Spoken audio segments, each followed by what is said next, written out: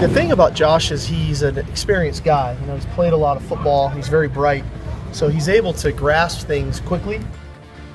That's some pretty high praise from the top Trojan in regards to Josh Shaw. Hi, everybody. Ray Crawford here with Dave Miller. Time for our Insiders Report. So let's talk about Shaw. What was the takeaway from his performance at the Shrine Game? Yeah, I talked to some scouts who saw him. We all know he missed 10 games this past season. We know the reason why, but he entered this year as a likely high draft pick, and I don't think he's going to go in the first round this year, but maybe high third. Scouts love the ability as a press corner. They also think he can transition back to safety if he wanted to. Of course, he played there at Florida before arriving at USC, but this is a guy who, you know, needs more reps, needs a strong offseason to put those character issues behind him. He had an interception in the Shrine Game, played well on special teams, so he's a guy looking to improve his slot. Got a lot of negative headlines for that lie told back in August. That may follow him into some of these pre-draft interviews. What's the word on former Sooner Blake Bell?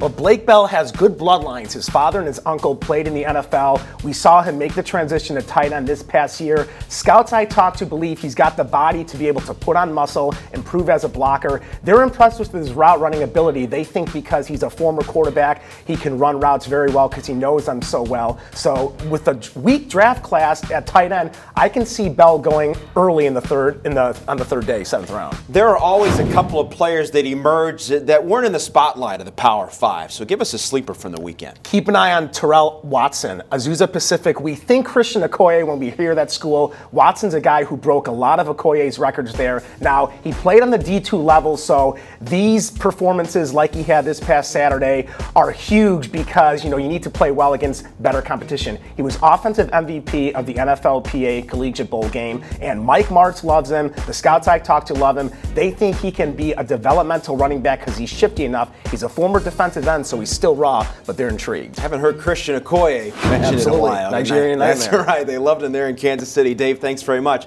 The quarterback situation at Ohio State has one of their prize recruits getting some cold feet. Where will Torrance Gibson land? Will it be in Columbus? Dave Miller has it for us on CampusInsiders.com.